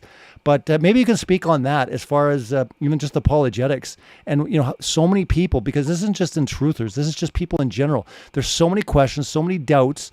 There's so many things, vying for our attention. And, what's important when it comes to apologetics is, I think, especially for a truther mindset, is you want to seek and you want to find that truth. It's so important. And the question is, can it be found if you take the time to look for it? Well, sure. And first, I'm going to touch on the fact you got me excited about a possible Scientism Exposed 3, because if you'd have asked me after number 2, I would have said, you don't need a 3. You did it all in 1 and 2, but you're right. It's almost like as the scientism narrative now. It was completed. Yeah. Don't get me wrong, but it's almost like scientism now is I could do a whole documentary. I mean, obviously, it wouldn't be available anywhere online. It would only be on DVD and digital download, because you couldn't even put it up for free. So, guys, just letting you know, I couldn't probably offer it anywhere for free because it would be banned. I mean, the minute you go against the World Health Organization or the CDC, you're taken out. Right. Yeah. And I think 2020 has supplied you with plenty, and now into 2021, plenty to possibly do a Scientism Exposed 3 with that kind of current bent of what is happening. I think that would be awesome. And I would definitely welcome that. I can't wait to see the Celebrate Truth Lighthouse spinning and see what's coming on, what Robbie's put together. So I think that'd be awesome. But yes, going into the apologetics for the Bible, my big thing is the numbers. When I read a book, The Case for Christ by Lee Strobel, back in the day when I first started reading the Bible again, or for the first time in my late 20s, early 30s, I found out that my previous perception of the Bible was only grounded in other people's opinions. And it had to be because I had never read it before. So I took the mainstream view of the Bible, just like a lot of people take the mainstream view of the solar system, which I also took. I took it as my own without doing any research for myself. So when I started reading the Bible again, I started to find out that, hey, this thing is actually much different than I thought. And so I started doing research into it. I started doing research into this notion of evolution, of us evolving from slime to where we are now, and found out, hey, there's no transitional species. Like they've never found one ever. And anytime they've claimed to have found one, it's because they took a hip bone from something and a tooth bone, and they got an artist to draw something that looked like a hairy fish, or it looked like a feathery dinosaur. And that's how they get us from there to here. And nothing fit together. It was, I started doing research and finding that, hey, there's Christian research organizations out there. There's Answers in Genesis out there. There's things with good explanations for how we got here, and they actually make more sense than the quote unquote scientific stuff, or the stuff that comes from scientism. And when I found that, I was like, oh, like I don't have to believe the mainstream narrative. So the mainstream narrative about the Bible, just like you said, is that it's been changed. It's been retranslated over time, and that's just, it's factually not true. There's so much evidence that the Bible we have now is the exact English version of the Bible we had 2,000 years ago. It's unbelievable. The Bible, like I've mentioned a couple times, is the most historically accurate collection of books in the history of the world. And the Bible is a collection of books.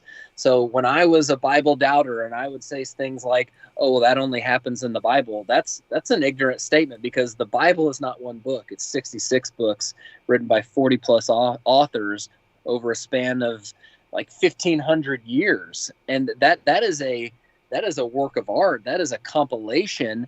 And all these books go together. They all agree. They all talk about either the coming or the life or the future coming of Jesus Christ. And that's, every single book is about that. And when I found that out, I was blown away. When I found out that the second most widely circulated book in the history of the world was the Iliad, and that there were 643 copies of it, and that the oldest written copy was written within 500 years of the original. Yeah. That was really good. I thought, to put that in wow. perspective for people, though, because sometimes you say that and it's just like they don't really understand. But just to put it in perspective, Julius Caesar, the earliest ones were like 1,000 years, like 2,500 years or something. Yeah. So in my book, I give an example of, I played a tennis match in college, and I remember this tennis match because it was the most memorable one, because I came from behind, I was down match point, and when I won, our whole team won the match, and it was the first match that we had won at that level in a long time.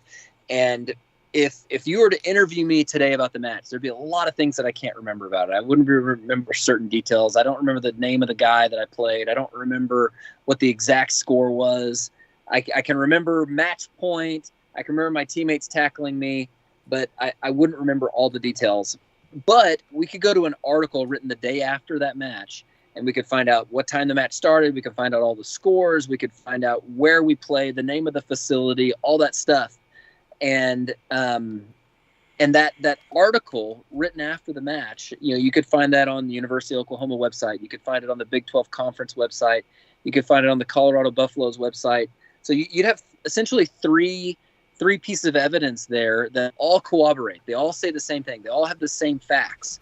Now, if you were to interview me today, you'd probably get a lot more views on that video, but the better piece of evidence is that article.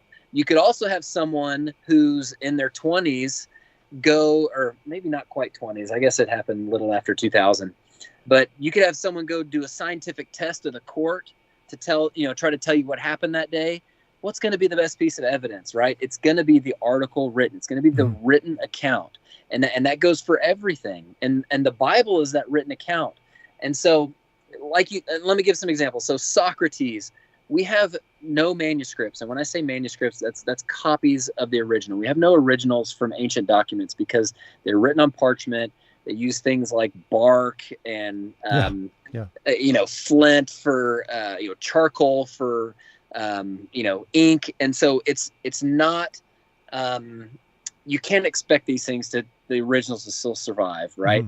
So what we have are copies, and the way you measure an ancient document, the reliability of it, is the number of copies and how close to the original they were written. Well, Socrates, there are no manuscripts left over from Socrates. The only reason we think we know what Socrates wrote about is because Plato wrote about Socrates. And we have 7 manuscripts left over from Plato, and the oldest one, the one written closest to the original, is 1,500 years. It's an insane amount of time. It's a huge amount of time, but that's considered good for ancient documents. The second most prolific document in the history of the world, like I said, was Homer's Iliad. There's over 600 copies of manuscripts, and the closest one was written within 500 years of the original. And that's good. There's 643 or something like that. So if one of them has an error, and they do have errors because they're handwritten copies, someone just went and made a copy. If there's an error in one, you can go to the other 642 and find out what the original actually said. So don't fault the original because there's an error in the copy. The same goes for the Bible, copies of the Bible. So the thing about the Bible is the New Testament specifically, there's not 643 copies. There's over 24,000 manuscripts written of the New Testament. And the oldest is not written within 500 years, like the Iliad. The oldest is written within 35 years of the original. There is no comparison. The Bible is the most historically accurate collection of books in the history of the world. And the amazing thing is, let's say we had none of those manuscripts. Let's say they were like Socrates. Let's say we had none. Well, we can put together an entire New Testament, with the exception of 11 verses, by just using the letters and sermons of the early church fathers. And when you do that, those are written within 250, 300 years of the original. That's still better than the Iliad. And there's not 24,000 of those. There's over 86,000 of those. So the numbers on the Bible, to me, prove that the events in there took place because those people that were writing those books, they were writing while the witnesses were still alive. There's all kinds of quotes saying, we are eyewitnesses. This is what happened. Not only did we see this, but you saw it too. If they didn't happen, people would have spoken up. People would have been able to say, no, you guys are crazy. They wouldn't have been circulated in the way that they were. And not only that, they wouldn't have been quoted 86,000 times, prior to the year 300. And truthers love to say, non-Christian truthers love to say how everything was changed at the Council of Nicaea with Constantine. Well, those things predate that. So they couldn't have changed it right there. They may have just, that was when they put together the canon. They decided which books were going in, but they couldn't have changed the books that they did put in. And the reason why the Council of Nicaea was important is because after a certain amount of time, let's say after 20 years of my tennis match, I might start remembering, hey, maybe some of my shots were a little bit better than they actually were, and you start creating this Jesus who is less of a man and more of a myth, more of a legendary character, right? Well, that's why then the Council of Nicaea was important, because they didn't want those type of accounts creeping into the Bible. So it was very important to have that. And in my opinion, no, they did not change anything. They couldn't. There were too many. There were over, if you count the manuscripts and you count the quotations, there's over 100,000 handwritten things prior to that point that there was just too much evidence for what the books actually said. You couldn't have changed it. And as you can tell, I'm super passionate about it. I'm very glad I was able to write a book that had this component in it. So the last chapter of my book has that in it. Very cool. Very cool. What do you say to people that say that the whole Bible or, the entire concept was just created for control? You hear this also as another big thing. especially around truthers, that, the Bible is nothing but just a control mechanism, right? It was just used just as another form of control. What do you say to skeptics that bring that up? That's a tough one, because when I first heard about flat Earth, I was watching a video and I felt it in my heart immediately, like, wow, this is truth. It went along with what I experience every day. And I had the same experience with the Bible and with Jesus. When I was in 7th grade, I literally had an experience where I felt God touch me on the back. I felt Jesus put his hand on me. And how do you explain that to someone? Yeah. How do you say, you know what? The Bible is true because I felt a hand on my back when I asked him to put his hand on my back. Sure. And I didn't say it out loud. I said it in my head. And that's tough to explain to someone. With the Bible, if someone's going to take all the evidence that I just laid out and the evidence that I laid in my book and say, no, like, it's all purposeful deception, I just think that person has to have an experience. You can lay it out for them, and you can tell them, you can give them your side, but until that ground is fertile, you just have to give them the information. You have to say, look, this is what I believe. I think that's all you can do. Yeah, no, that's true too. When it comes down to, sometimes it's a personal experience is the only thing that will register, because I mean, they're the only person that can actually have that. There's certain things that have happened to me where I'm like, I really don't care. You've never had the experience. Some people will chalk it up to whatever, seeing things or hearing things or whatever. But again, when a person does have that experience and it changes their entire life forever, and they never go back. I remember when I got saved, a lot of people in my circles were like, oh, Robbie's going through a fad. You know what I mean? Like, oh, this is going to last like maybe a year, maybe 2 years tops, right? 10 years later, I'm like, really? A year? You know what I mean? Like, I was like, no, like, you don't understand. When things happen, it's unbelievable. It's hard to, put into words, but, it's important to, like, just keep planting the seeds as far as that, because really at the end of the day, it's not our job. It's not our job at all. Our job is to go out and preach the good news. Our job isn't to convert anyone. Our job isn't to change anyone. We can't do anything when it comes to that. Well, and if we force it, it's not going to be a real conversion, right? It's going to be, it's not going to lead to fruit, and it's going to ultimately probably send someone backwards. And you're right. Like, it's not our job to make that conversion, to change that heart. But it is our job to provide everything that we can in a way that we think will help someone. And not everyone is going to be converted by Jesus Loves Me.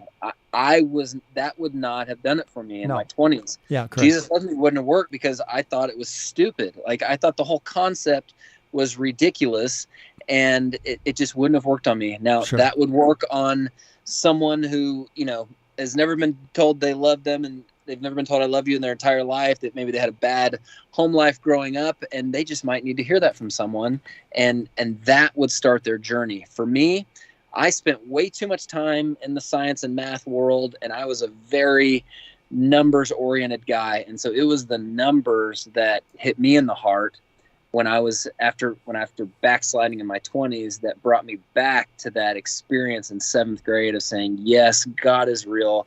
I did actually feel him touch me. And now I can reconcile that feeling I had with all the mainstream stuff that I've been intaking over the last 20 years that tells me God isn't real. And now I can see why there's a big agenda to convince me that he's not.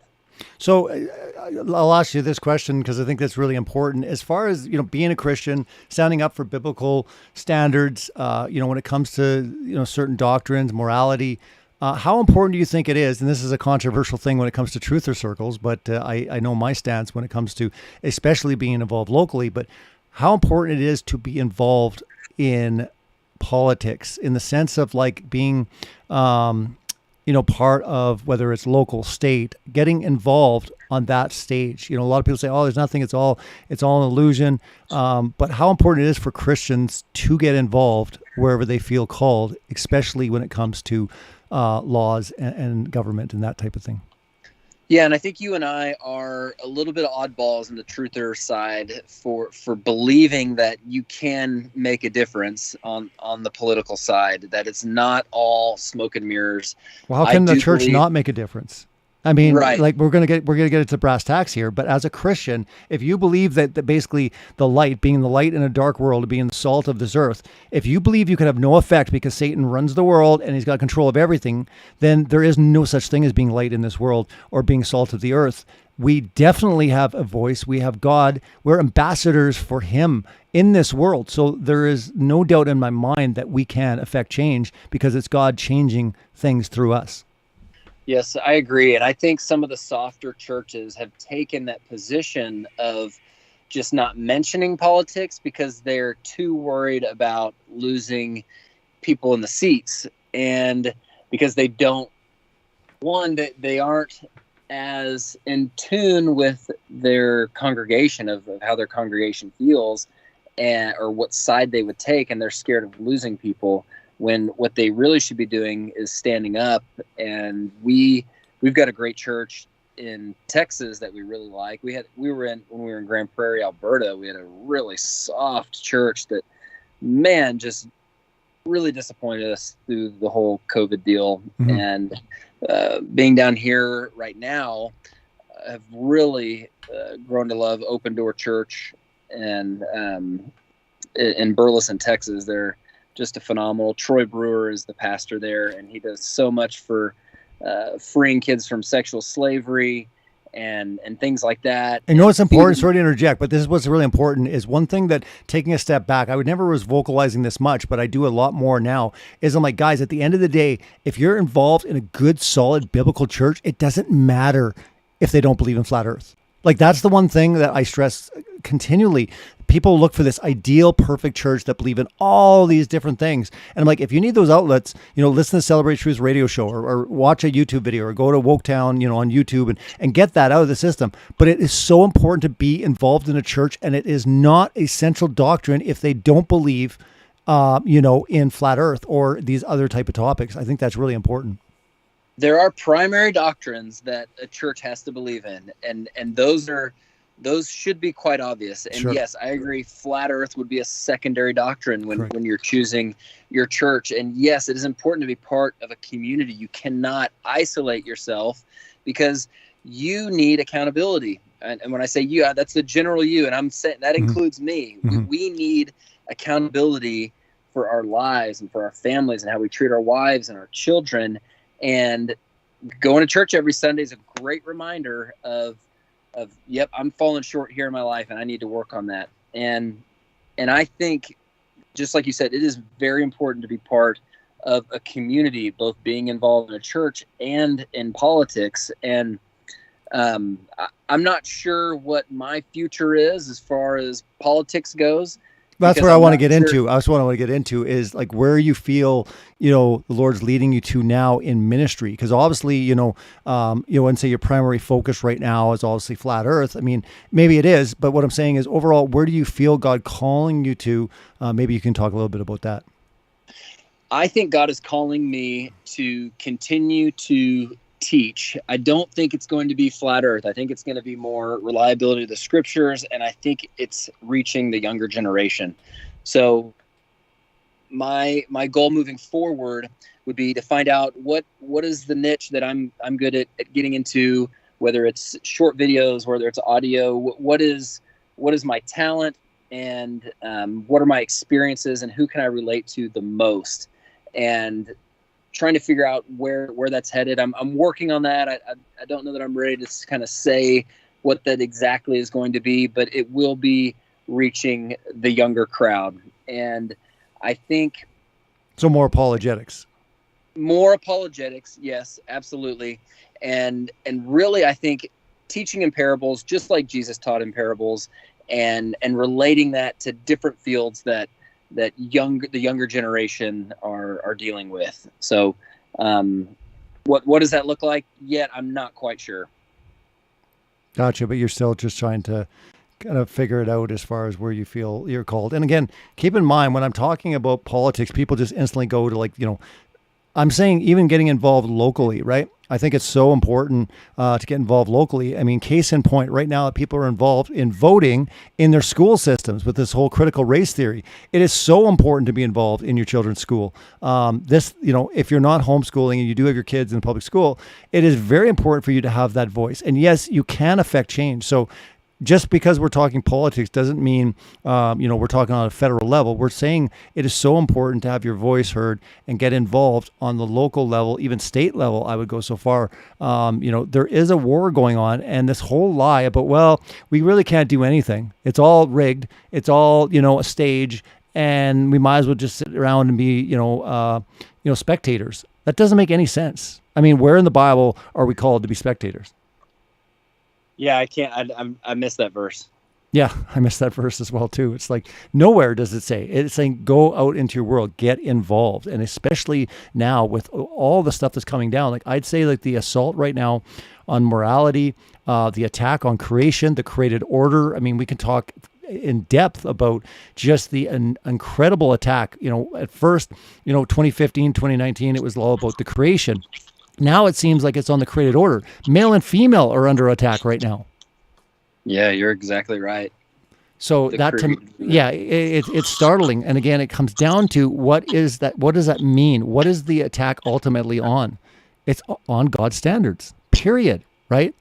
That's the whole thing, this whole spiritual war that we're in. And we're seeing it, come to fruition in such a degree that I don't think people even realize how serious this is. People are like, oh, okay, the LGBT thing. Okay, whatever. Then it gets into the transgender thing. Then it gets into like male and female and, no genders. Like if you understand where this leads, it's very, very damaging and destructive. Yeah. And, you make a point about not having to bite off too much as far as getting into politics. And I think, like you said, getting involved at the local level, and that could even be protesting, organizing a protest or attending a protest. That's a great place to start. And I think letting people know, probably the most healthy thing in this world is getting around other people, because when you get around other people, like a flat earth conference or something like that, and seeing that, hey, there's other people like me, I don't have to feel weird, or I don't have to hide, or I don't have to bury my opinion. It was the whole talk about the silent majority was not going to be silent anymore. During 2020 and the election and things like that. And like you said, like JP Sears, who is Waken with JP on YouTube, who does those funny videos. Yeah. He posted on Instagram showing one of his videos that had been up for a day, and it was talking about how the Biden administration was going to start coming door to door to see if you'd had the vaccine. And his video had 42,000 likes and like 600 dislikes. And his post was saying, look, you are the majority. Don't let them make you feel like you're not. Yeah. And I can remember at the Australian Open in 2020, the Australian health advisor or whatever had went into the trophy ceremony, started talking about the vaccine, and started getting booed by the crowd. Like it was unbelievable. Wow. So you are part of the majority if you think this is weird, if you think what's going on is weird. Yeah, they want you to feel like you're alone, right? Like that's the whole perception, is that you're like, hey, am I the only one that's thinking like this? Like it seems like everyone's doing this, and it's like, am I crazy? But the whole reality is they're just not showing you. I mean, there was huge protests in London, like 1 million man, like I don't know, it was just massive, and the media was just quiet on it, right? No one would know if they were just watching TV, like what's going on in the world, like how many people are up in arms or against it. I was kind of troubled by like seeing 1 million people in London, and then you look in the States and you're like, where are all the patriots? Like where are they all? Like, I mean, their social media, it's just weird. Like, that was the weird thing about the whole patriot movement and all this kind of stuff, is just kind of like, where are they? Like, where are they? Why aren't they? I'm not advocating any violence or any takeovers. I'm just saying, in general, standing up peacefully, protesting. Like this whole idea, getting involved in politics, is like even peacefully protesting, standing for life. And case in point, I had Jared Cressman on a couple shows back, and this was amazing because this is in Texas. And I'm not sure if you're aware of this, but Lubbock, Texas, they finally got to a point where they made abortion illegal. They made it so illegal that basically if someone gets it done, the parents, grandparents, or any relatives can sue. It was a huge victory. And my point was this: they got involved, and he got involved on a local level. All Lubbock kind of gathered together. And now there's multiple towns that have done this, but they literally drove Planned Parenthood right out of the town, like out of the city, I should say. It's a small city in Texas. You're familiar with Lubbock, right? Yes, very flat. Yeah, it's very flat. I've been there. I was shooting Scientism Exposed too. That's when I met Jared Cressman for the first time. But it is, if you go back, and anyone that's listening, my playlist on YouTube, Celebrate Truth Radio shows, you'll see the playlist, and it's like two back. You'll see Jared Cressman, and it's talking about victory for life. But again, they fought and fought and fought, and they won. They won in such a huge way that now it's starting to get replicate all different towns and municipalities are following kind of what they did. And they got to a point where they literally were able to run Planned Parenthood right out of the city. And yeah, they've made it illegal. If you actually look up Lubbock, Texas, and abortion, you will see that it's now illegal. They cannot be performed, which was a huge deal. So we're talking about things like that. When we're saying get involved morally, stand. Don't just sit around. If you think God's going to be happy with you just listening to videos and hanging out on YouTube, he's not. He wants you to get involved. He wants you to obviously talk, spread the gospel, but he wants you to get involved. He wants to say, like, where's your passion? Like, there's babies that are being murdered by the millions. If you're not standing, and you're not standing in support and saying this is wrong and I'm going to do something. And if you don't want to do that, maybe you're going to help make some signs. Maybe you're going to help do this. But get involved in your community. Get involved on the local level. I think it's so important. I think the biggest lie is that, oh, there's nothing really we can do, or, oh, God doesn't want us involved in anything political, or, oh, I don't want to be in front of an abortion clinic. Heaven forbid, I got things to do. It's like whatever you feel called to. I'm not saying you need to go out and do that, but pray about it. And if God leads you to something, get involved. Absolutely. That's an amazing thing. I had not heard that about Lubbock. It's huge. It's huge. And now there's multiple places now, I think in Texas, but also other states now are doing the same thing. And just look it up. It's a huge deal. I mean, the ACLU came down on them. Planned Parenthood was spending millions of dollars. Like, it was a huge battle, like a spirit. I think even Jared said it was like a spiritual battle that was taking place. You could just sense it or whatever. And they had huge victory. I mean, like, huge victory. And I mean, it's in place now for years and years and years, and it just will not happen there. So it was like really a big deal. And that's why he's even got more involved, even on a local level and different things. And he also explained, what you guys kind of went through with your church. He did the same thing where, this issue was coming up, and the church he was attending were kind of like, yeah, no, we're not going to get really involved in this. And he was really, really disgusted by it, to the point where he actually left, and, he's going into another church. But he was really surprised at just the apathy, and just, it's like, guys, like, if this vote passes, you're going to be held responsible for it. So if you're not doing something, you can't sit back and say, well, it happened anyways. Get involved. You don't know what's going to happen. And I would definitely say on the local, even the state level, there is still a lot of change that can take place. You need those voices. People, if anything, at the very least, people need to feel that there's others. Yes. That's it. That bottom line. If you go out, they're like, wow, there's quite a few people that think the same way I do. Yeah. They're not at home just, cowardly sitting around. So we need to be more vocal. We need to stand up. We need to do this. I mean, the point right now I think we're at in history is such a pivotal point in history. And I think the stakes are so high. And it's like, you want to be on the right side of history, and you want to be doing something. You want to be praying and say, God, where can you use me? Where do you want me to be in your kingdom? And it's like his kingdom is being built here. And that is where you can affect that change. You're exactly right. And, there will be a point where our children will ask us what we did when all this was going down. Yep. And it would be really great to give them a good answer. Wouldn't it be like a great thing to be able to say, we did this and this, and we were doing this, and rather than just sitting around, well, we couldn't really do much. We sat around, and, it was like, it was too late, And I mean, it's one thing, and you talked before how, you're pre-trib and we're at the end times. And I've had many people on this broadcast with all sorts of different perspectives, which I find really fascinating, because again, for me, it's not about essential doctrine. These are things that we can listen, even if we don't agree, we can learn, we can listen, and there's nothing wrong about listening to different people's opinions on things, because again, they're not essential. But my point is this: when it comes to end times and it comes to all these things, sometimes people say, well, we're in the end times anyways, what can we do? It's already written, we're just going to be rounded up and that's it. So why would we bother? What do you say to people like that are like, it's already been forecasted, there's nothing we can do, this is just going to play out, so we might as well not do anything?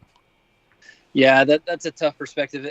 One of my favorite movies is The Sound of Music, and I forget the line that the friend uses. So, you know, they're at the, I guess he was a captain in the army, and his friend says, "What's going to happen will happen. Just don't let it happen to you." And he tears a hole into him, saying, you know, basically that's not the way to think. And he's a depiction of a real man who has something to stand up for, and you just don't see that much anymore. I just think it's probably more of a Calvinist view, probably, that, you know, there you can't really influence the world that you're in, and I don't take a Calvinist view, but I think the Bible tells us that we're going to have treasure in heaven for these things that we do down here, and that I think the Bible, I think God would support and encourage someone who has these burning desires to stand up for these things, and not they're not a waste of time, because when you're doing them, you actually feel switched on. You feel like you're fully functioning. You know, when you go through life not standing up for anything, that's a life of depression. That's a life of mediocrity, and God doesn't want a life of mediocrity for you. I heard an awesome sermon about how God doesn't love you for the person that you were or the person that you are. He sees you as the person that you're gonna be when you're through this walk, when you go through all the trials he puts you through, when you go through the correction, and when you learn. And same thing for my wife, Jess. Like, she sees the man that I'm going to be, and that's why she loves me so much, and that's why she cares to let me know sometimes when I'm missing the mark, and God does that too. God is going to let you know through repercussions, through it's not necessarily that there's punishment for sin, but there's repercussions for sin, and God doesn't want those things for you. And so for him to mold you into this amazing person, and for you along the way to say, no thanks, I think you're going to be, there may be some disappointment when you get to the end and see where God wanted you to be and what he wanted for your life, and you didn't take that. No, absolutely. And I mean, as a family man, when it comes to children, and I know that you're homeschooling, so are we, but what do you say to those parents that like are, maybe don't have that ability? They're having their children in public schools, just the way things are. I mean, like say 10 years ago, 15 years ago, it was one thing, right? Public school, blah, blah, blah, right? But now to me, it just seems so incredibly crucial when they're wanting to do stuff behind the parents' back. For example, about getting them looked into as far as if they're questioning their gender, maybe get them onto hormone therapy behind their parents' back, get them vaccinated behind their parents' back. And not just that, the stuff that they're trying to do to take away, the privilege when it comes to, the parental rights, but also critical race theory, teaching children inherently, especially if they're white, they're evil, but also getting into like teaching blatant racism to fight racism. Does that make any sense whatsoever? Like, kids are going to be so incredibly warped in the head, and it pains me. But what do you say to parents that are moving into this realm when it comes to their children, especially in the public school system?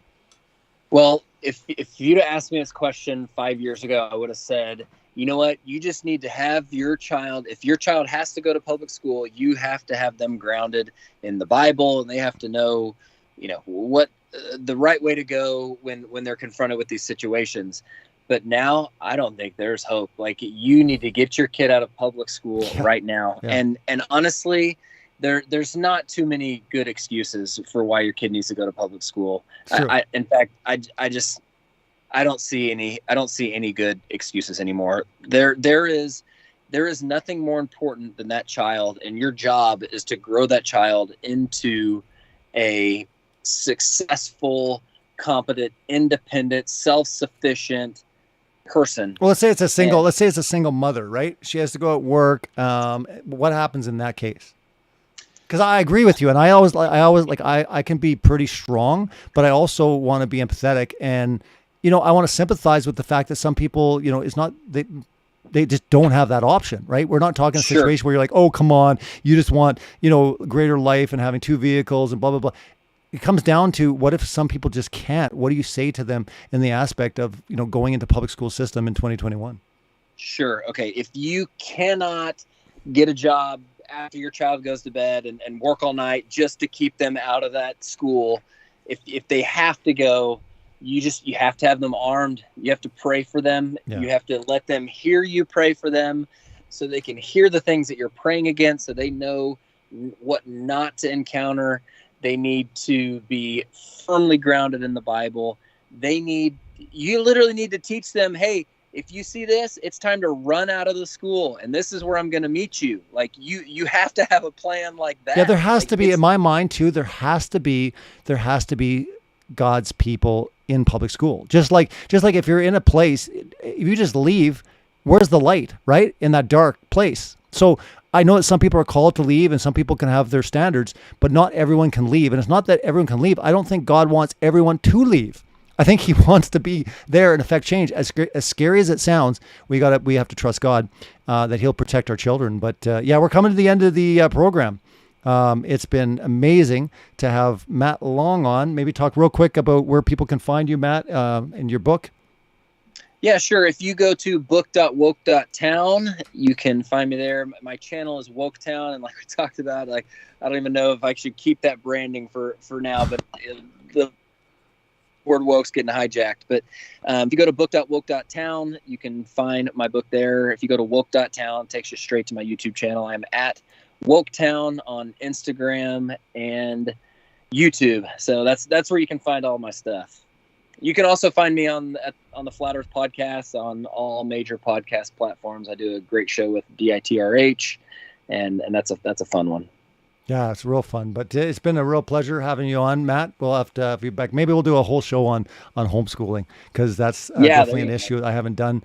I haven't talked about that in some time, but I think it's getting more crucial to really have that discussion and talk about alternatives. And, even people that were in the show tonight said, I don't have that option. So it would be interesting to, have that discussion as things get more and more evil. Again, we can trust God that he will protect our children. They have to be equipped. They have to understand and know about him, but also be able to articulate, his love and the gospel to other people as well, too. So really appreciate everyone tonight. Thank you so much for tuning in. It's another broadcast, Celebrate Truth Radio. I'm your host, Robbie Davidson. This is episode 113. Be back same place, same time next week. Take care, everyone. Blessings all. Good night.